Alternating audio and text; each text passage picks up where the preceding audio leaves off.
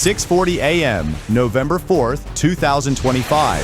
From the distant horizon, 60 Geran 2 attack drones cut through the morning haze, converging on Kharkiv in Russia's largest UAV assault yet. Each drone carries 88 pounds of explosives, locked on to critical energy targets, power grids, substations, and gas lines. If they hit their mark, Ukraine's winter could turn to darkness. Hospitals silent, transport halted, millions left without heat or light. In the next few minutes, every radar pulse and command will decide whether Kharkiv stands or falls. Can Ukraine stop the storm before it reaches its heart? That answer begins now. 6:42 a.m., November 4th, 2025. 60 geran 2 UAVs roar up from the horizon toward Kharkiv. Launch orders came from a secret network.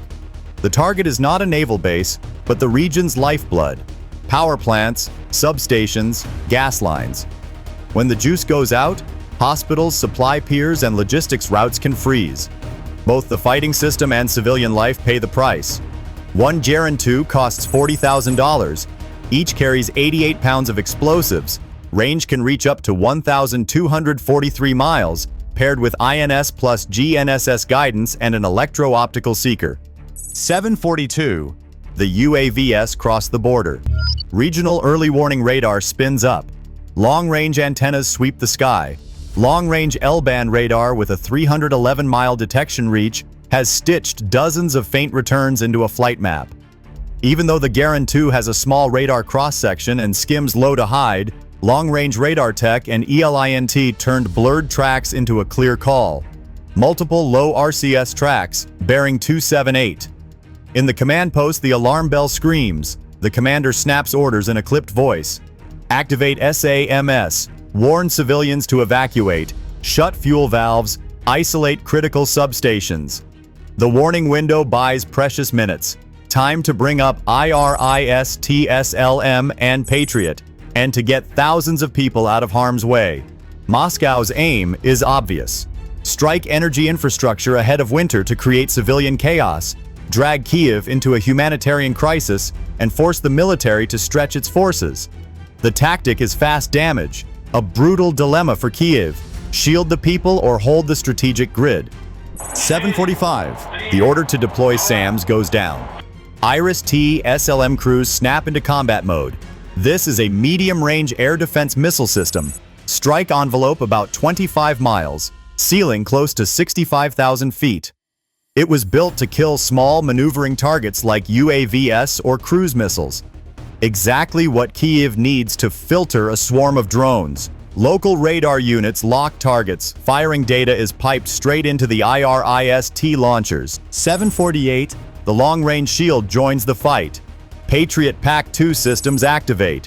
A wide-area solution with reach beyond 37 miles in real-world configurations, and intercept velocity topping Mach 2. Perfect for slamming down clusters of UAVs or mid-altitude intruders before they can threaten critical infrastructure. Patriot plays the role of a regional shield, meshing with IRIS-T to forge a layered defense net. 7:52. The button is pressed. Like steel spears, IRIS-T and Patriot missiles leap skyward. Display screens show crisscrossing trajectories. Flashes of detonation mark where the first two drone groups are erased. The system wipes out nearly 90% of the assault, thanks to radar SAM fusion and rapid response. Helicopter footage captures wisps of smoke in the low sky, fragments of geran 2 tumbling down. But sheer numbers still bite through. A handful of drones slip the net, smashing into a residential block and a kindergarten. Infrastructure damage severe, but no lives lost thanks to swift evacuation. In the command room, soldiers breathe hard. Data screens confirm the radar network bought precious time, and time is what turned a brutal strike into a managed loss. Fewer lives lost, more assets saved. That's the difference between chaos and control. And Moscow just learned its blitz can be blunted. If you believe Ukraine's fight deserves to be told with truth and power, hit like, subscribe, and turn on the bell. 7:58.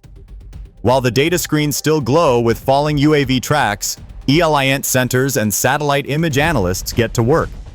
Technicians cross-check telemetry traces, timestamps, and firing angles. Every clue converges on a single point on the Crimean Peninsula. Novofedorivka/Saki, a military airfield with storage ramps, fuel depots, UAV repair blocks, and multiple temporary hardstands. Satellite photos show rows of mobile launchers, camouflage storage, and a supply route running straight inland, a textbook launch hub. A retaliation decision comes within minutes. 2 Storm Shadow/SCALPEG to cut the head, the ideal weapon for the task. Storm Shadow carries a Broach warhead weighing 992 pounds, built to penetrate and then detonate inside. And it flies low, terrain following, to evade radar. Exactly what's needed to kill a hardened concrete store. Because the target sits on Crimea and is shielded by local air defenses, the choice is to launch from Allied aircraft rather than from the ground. 8-12. 2 Dassault Rafale lift off from Mihail Kogălniceanu Air Base, Romania. This NATO base on the Black Sea has tanker support and navigation infrastructure and sits outside Crimea's immediate engagement envelope. Aircraft can launch safely, receive targeting updates, and fire without gambling on luck. Rafale, a twin-engine multi-role fighter cleared to carry Storm Shadow, is the reliable platform for the strike. 8-24. In the cockpit consoles, technicians load precise coordinates. The first missile leaves the rail. Novofedorivka is its heading. The second follows tens of seconds later. Each missile flies low, dodging radar guided by encrypted navigation data. On screens, they are 2 tiny blips. On the ground, the sequence of outside blast, then inside detonation begins. 8-27. The first warhead detonates on the surface shelter, ripping the camo and cracking the cover. The second penetrates deeper, Broach triggers, and the interior erupts. Bunkers and launcher bays are leveled.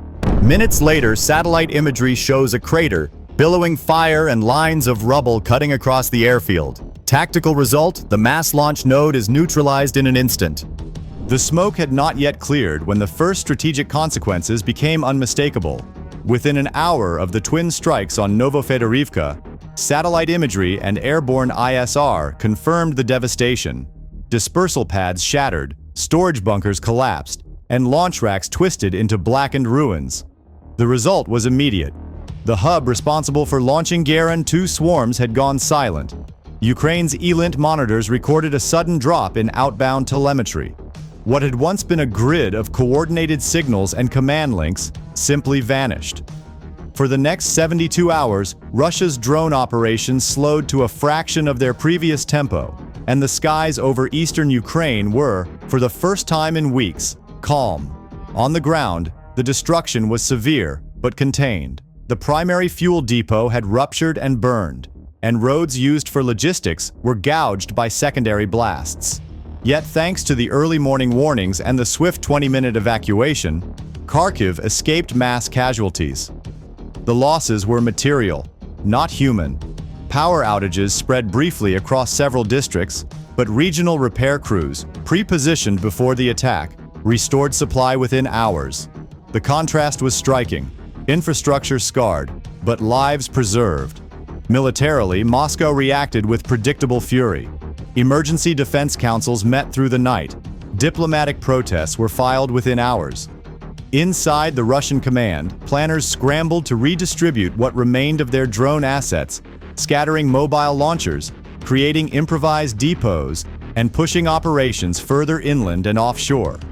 But dispersion brought new weaknesses, stretched logistics, interrupted maintenance cycles, and shaken crews who had watched their primary node erased in minutes. Politically, Kiev's strike unified its allies. NATO's rapid intelligence sharing was credited for the accuracy of the operation, and the action was framed not as escalation but as a precise act of self-defense. Western media called it decisive, disciplined, and justified. Public sentiment shifted strongly in Ukraine's favor, while Moscow's warnings of retaliation only deepened its isolation. The stage for a broader strategic contest had been set, not only in the air, but in perception and legitimacy. Operationally, two clear lessons emerged. First, an integrated air defense architecture.